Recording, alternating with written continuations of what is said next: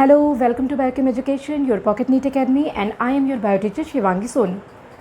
So here today is our fourth chapter and lecture number 1 that is taken from class 11 from unit 1. The chapter 1 is the living world. So जैसा कि नाम से clear है बच्चों कि इस chapter में हम लिविंग वर्ल्ड के बारे में पढ़ेंगे. कितना अमेजिंग है ना हमारा ये वर्ल्ड. अगर हमने सराउंडिंग में चारों तरफ देखी और सारी लिविंग बीइंग्स को ऑब्जर्व करें तो पाते हैं कितना ब्यूटीफुल है हमारा वर्ल्ड. वो डिफरेंट हैबिटेट जो हमें सोचने पे मजबूर कर देता है कि वहाँ पर कितने अलग अलग तरह का लाइफ पनप रहा है. वो बच्चे की चीखने की आवाज़, वो फूलों का खिलना, वो मधुमक्खियों का पूरा एक झुंड जो एक प्रॉपर कम्युनिटी में एक प्रॉपर सिस्टम में काम करता है, जो कि इतना छोटा जीव है, इतना छोटा क्रीचर है. ह्यूमन बीइंग, बैक्टीरिया जो हमें नहीं दिखते, उनका वेरियस रोल देखते हैं कि कैसे कैसे वो हमारे वर्ल्ड में एग्जिस्ट करते हैं और क्या क्या काम करते हैं, उनके क्या यूजेस हैं, उनके क्या डीमेरिट्स हैं.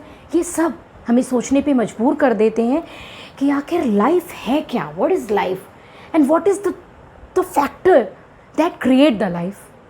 अगर मैं आपसे पूछूं कि वो कौन सी ऐसी चीज़ है जिसने लाइफ को क्रिएट की है, तो सिंगल वर्ड में आपका क्या आंसर होगा?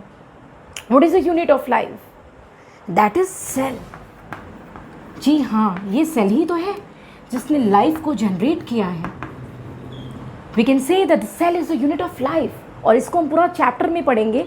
चैप्टर नंबर 8 में पूरा का पूरा सेल पढ़ेंगे और सेल बायोलॉजी पढ़ेंगे. देखेंगे कि सेल क्या कैसे बना होता है, सेल के अंदर कौन कौन से ऑर्गेनेल्स होते हैं, कैसे फंक्शन करता है, कैसे रेगुलेट करता है, पूरी की पूरी होल बॉडी को कैसे डिज़ाइन करता है. ये सब हम चैप्टर 8 में डिस्कस करेंगे. तो जैसा हमने देखा कि लिविंग बीइंग को क्रिएट करने वाला वो जो सिंगल वर्ड है, वो वर्ड है हमारा cell. That is a unit of life. अब हम लाइफ को समझ चुके हैं कि लाइफ को जनरेट करने के लिए सेल रिस्पॉन्सिबल है. अब हम यहाँ पर देखेंगे कि what are the basic characteristics of life. If I ask you कि can you tell me the some characteristics of life, living beings, तो what would your answer? What would be your answer? You would be say कि yes ma'am, it is breathing. It might be reproduction. Somebody say growth. Somebody may say metabolism. Somebody could say cellular organization on behalf of knowing that the cell is the unit of life. Somebody can say consciousness.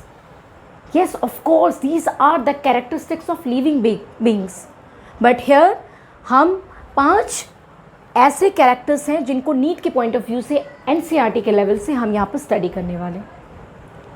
These points are growth, reproduction, metabolism, consciousness and cellular organization. यहाँ पे हम ये study करेंगे कि whether these points are defining characters or not. हम देखेंगे कि actually में हम समझते हैं कि जो लिविंग बीइंग्स होते हैं उनके ये डिज़ायरेबल कैरेक्टर्स होते हैं, मतलब उनमें ये कैरेक्टर होते ही होते हैं. बट क्या डेफिनेटली ये कैरेक्टर्स सारे लिविंग बीइंग्स में ऑब्जर्वेबल होते हैं? डिफाइनिंग कैरेक्टर्स हैं, इनको हम यहाँ पर स्टडी करेंगे. तो बच्चों हमारा फर्स्ट पॉइंट है growth. What is growth? If I ask you in a one word, what would you understand with the term of growth? You would say, when we see the increasement in size, number and mass, we say there is growth and is the general character of the living being. Of course it is the characteristics of living being because we all grow.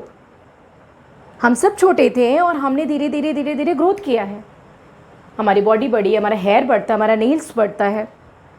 चाहे हम unicellular organism की बात कर ले बच्चों या फिर multi cellular organism की बात करें, सब में ग्रोथ होता है. और ये ग्रोथ जो होता है सेल डिवीज़न के प्रोसेस से आकर होता है. हमारे बॉडी में जो सेल्स होते हैं वो डिवाइड करते हैं और क्या होता है, डिवीजन के बाद क्या करते हैं, वो ग्रोथ करते हैं. बट अगर मैं यूनिसेलर ऑर्गेनिज्म की बात करूँ तो यूनिसेलर ऑर्गेनिज्म में ग्रोथ और रिप्रोडक्शन दोनों एक ही टर्म होते हैं. दोनों both are synonymous. Why? Because in both the cases we see the increasement of number.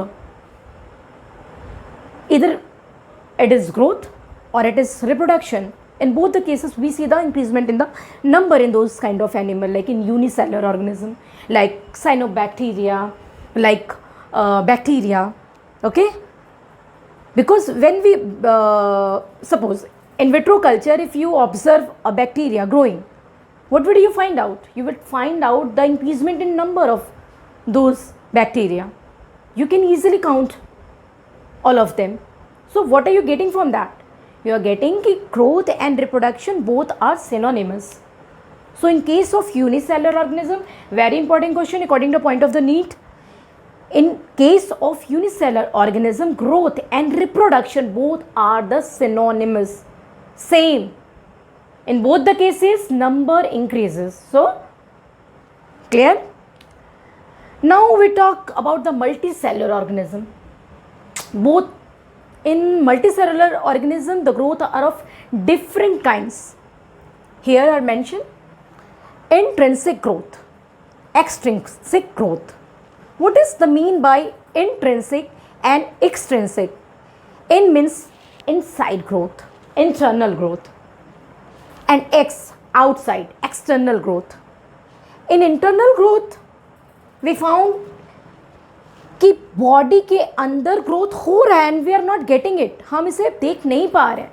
We can feel it, we can observe it later, जैसे हम ग्रोथ किए, but at the same time जो growth हमारी body में हो रहा है, cell division अकर हो रहा है, तो वो किसी को दिख नहीं रहा है. That is intrinsic kind of growth. और एग्जाम्पल इसका है ऑल लिविंग ऑर्गेनिज्म, यानी कोई भी लिविंग ऑर्गेनिज्म हो उसके अंदर अगर ग्रोथ की बात होगी तो हम बोलेंगे उसके अंदर कौन सी ग्रोथ हो रही है? इंटरनल ग्रोथ हो रही है.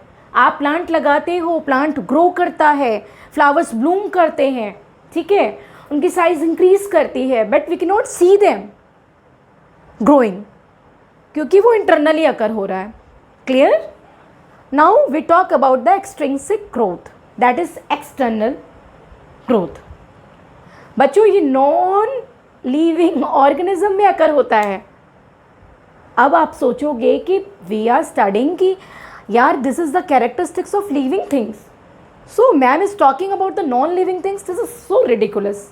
No, this is the most important line. आप लोगों ने बारिश के दिनों में देखा होगा कि हमारी जो दरवाजे होते हैं, डोर्स होते हैं, ईजिली ओपन नहीं होते, या फिर हम कह सकते हैं कि जब हम किसी भी दरवाजे को बारिश के समय में खोलते हैं, खींचते हैं, तो क्या देखते हैं? उसमें एक चर की आवाज़ होती है. Why it is so? और वो हमें अपनी एक्चुअल साइज से थोड़ा सा बड़ा हुआ दिखता है, just because of deposition of matter. उसके ऊपर मैटर का डिपोजिशन हो जाता है बच्चों externally. That is extrinsic growth. उस टाइप की ग्रोथ को हम एम्बिशन बोलते हैं, जिसके कारण कोई भी लकड़ी या कोई भी चीज़ फूल जाती है. इस तरह का हम एक्सटर्नल ग्रोथ जो होता है नॉन लिविंग थिंग्स में ऑब्जर्व करते हैं. नॉन लिविंग थिंग्स में बहुत सारे बालू के ढीले होते हैं, माउंटेन्स होते हैं, जो क्या करते हैं? अपने चारों ओर एक्यूमुलेशन कर लेते हैं मैटर का, जिसके कारण वो अपने एक्चुअल साइज से क्या कर जाते हैं? इंक्रीज कर जाते हैं. तो क्या हुआ? हमने देखा कि नॉन लिविंग भी ग्रो कर रहा है. So how can we say that it is the basic or defining character of growth? Defining means क्या होता है? What do you understand with the term of defining? Defining characteristics. Defining characters.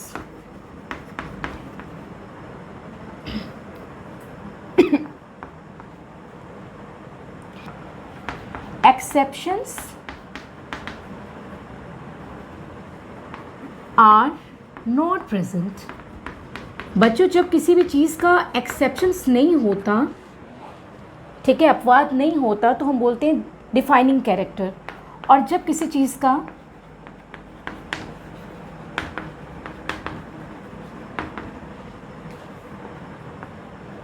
Exception present होता है, यानी अपवाद present होता है, तो हम कहते हैं नॉन डिफाइनिंग कैरेक्टर. तो हमें यहाँ पर इन सारे कैरेक्टर्स में ये डिसाइड करना है कि whether these points are defining characters of living beings और नॉट. सो हमने यहाँ देखा कि ग्रोथ जो हमारा एक्सट्रिंसिक काइंड ऑफ ग्रोथ है वो नॉन लिविंग बींग्स में भी अकर हो रहा है. सो ये हमारा जो ग्रोथ है, वेरी क्लियर, ये नॉन डिफाइनिंग कैरेक्टर है, non defining character. Important question according two point of need, ठीक है। अब ये नॉन डिफाइनिंग कैरेक्टर हमारा हो गया। कुछ और भी ग्रोथ है जिसे हम डिस्कस कर लेते हैं यहाँ पे। Look at here, localized growth and diffuse growth. मैंने यहाँ पे लिखा हुआ है localized growth occur in plant. जितने भी प्लांट्स होते हैं बच्चों, उनमें लोकलाइज काइंड का ग्रोथ होता है। इंटरनल ग्रोथ तो होता ही है क्योंकि इंटरनली हो रहा है और हम उसे देख नहीं पा रहे हैं। सेकंड, लोकलाइज ग्रोथ भी होता है। ये मेनली प्लांट में होता है क्योंकि बच्चों हम जानते हैं कि प्लांट में मेरिस्टेमेटिक टिश्यू पाया जाता है। हम डिस्कस भी करेंगे, हमारा पूरा का पूरा चैप्टर है प्लांट किंगडम, उसमें हम डिस्कस करेंगे। बट मेरी अब थोड़ा सा ब्रीफ में इस चीज़ को समझ लो कि जो हमारे प्लांट होते हैं उसमें मेरिस्टेमेटिक टिश्यूज़ पाए जाते हैं। जिस एरिया में वो पाए जाते हैं वो उस एरिया में उनका ग्रोइंग पॉइंट होता है, वही उनका ग्रोइंग पॉइंट होता है जहाँ से वो इंक्रीज़ करते हैं। जैसे रूट एपेक्स और शूट एपेक्स, वो जो एरिया होता है वही क्या करता है, वहीं पर एक्चुअली ग्रोथ होता है। आप क्या समझते हो कि प्लांट है कि तो पूरा का पूरा प्लांट के हर सेल में ग्रोथ हो रहा है? नहीं जी। In meristematic tissues only growth are present, that kind of growth which occur in particular area, in particular growing point, that is called localized growth. Clear? Now we talk about the diffused growth. What is the meaning by diffused? Diffused है, कुछ पता लता नहीं है उसका, मतलब उस तरह का ग्रोथ जिसमें कोई एक्टिव जोन ना हो, ग्रोथ का कोई एक्टिव पॉइंट ना हो, ठीक है। हमें नहीं पता है कि वो ग्रोथ तो हो रहा है बट हमें पता ही नहीं कि ग्रोथ हो कहाँ पे रहा है, कोई पर्टिकुलर एरिया डिफाइन नहीं कर सकते हम। तो उस तरह की ग्रोथ को हम बोलते हैं डिफ्यूज ग्रोथ। और ये जनरली किस में अकर होता है, मतलब जनरली क्या, ये अकर होता है हमारे एनिमल्स में। तो वेरी क्लियर, प्लांट्स में लोकलाइज ग्रोथ है, पर्टिकुलर एरिया का ग्रोथ, और डिफ्यूज ग्रोथ यानी कहीं कहाँ पे हो रहा है उस सेंटर का हमको कोई पता लता नहीं, that is diffuse kind of growth. Clear? Further will discuss about the different kind of growth also, very important, जानना ज़रूरी है। Limited growth and unlimited growth बहुत ही अंडरस्टूड है, सब कोई जानता है कि लिमिटेड मतलब होता है जो कि अपनी एक बाउंड्री में रहे, लिमिट में रहे, ठीक है। इट अकर्स इन एनिमल्स, जैसे हमारा बच्चों हम सब जानते हैं कि हम एक निश्चित एज तक ही क्या करते हैं, ग्रो करते हैं, उसके बाद हमारे बॉडी में ग्रो नहीं होता, स्टॉप हो जाता है in the case of animals. But in the case of plant what do we observe? We observe कि plant increase throughout their life span, ठीक है। such kind of growth is called unlimited growth that occurs in the plants, ठीक है।